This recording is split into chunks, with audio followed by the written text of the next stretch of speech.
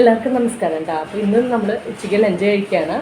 അപ്പോൾ ചീരച്ചേമ്പ് കൂട്ടിയിട്ട് തോരൻ കൂട്ടിയിട്ടാട്ടോ ഞാൻ കഴിക്കുകയാണ്.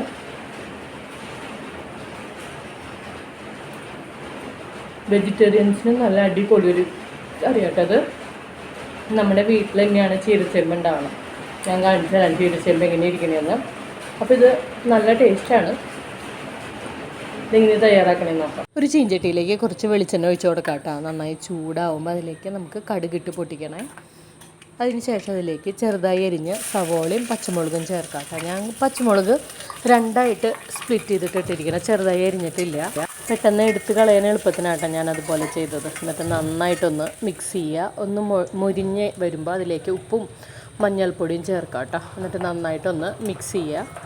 പിന്നെ അതിലേക്ക് ആദ്യം ചീരച്ചേമ്പിൻ്റെ തണ്ടാണ് ഇട്ട് കൊടുക്കണം കേട്ടോ. കാരണം നമ്മൾ ചീരച്ചേമ്പിൻ്റെ തണ്ട് എടുക്കുന്നുണ്ട്, ഇല എടുക്കുന്നുണ്ട്. അപ്പോൾ തണ്ടിന് കുറച്ച് വേവ് കൂടുതലാണ്. അപ്പോൾ അത് കാരണം നമ്മൾ ആദ്യം തണ്ട് അതിൽ ചേർത്ത് ഒന്ന് വഴറ്റി ഒരു 5 മിനിറ്റ് വെച്ചതിന് ശേഷമാണ് നമ്മൾ അതിലേക്ക് ചീരച്ചേമ്പിൻ്റെ ഇല ഇട്ട് കൊടുക്കണം കേട്ടോ. പെട്ടെന്ന് തന്നെ വേവും. തണ്ടായാലും ഇലയായാലും തണ്ടിട്ട് ഇപ്പോൾ വെന്ത് വന്നിട്ടുണ്ട്. പിന്നെ അതിലേക്ക് ചീരച്ചേമ്പിൻ്റെ ഇല ഇട്ട് കൊടുക്കുകയാണ് കേട്ടോ നമ്മൾ ചെയ്യണേ. നന്നായിട്ട് വെന്ത് വന്നിട്ടുണ്ട്. അതിലേക്ക് നമ്മൾ വേവിച്ച് വെച്ച പരിപ്പ്, അതായത് ഉടയാൻ പാടില്ല കേട്ടോ, മണി പോലെ ഇങ്ങനെ കിടക്കണം. ആ പരിപ്പാണ് ഇതിൽ ചേർക്കണേ.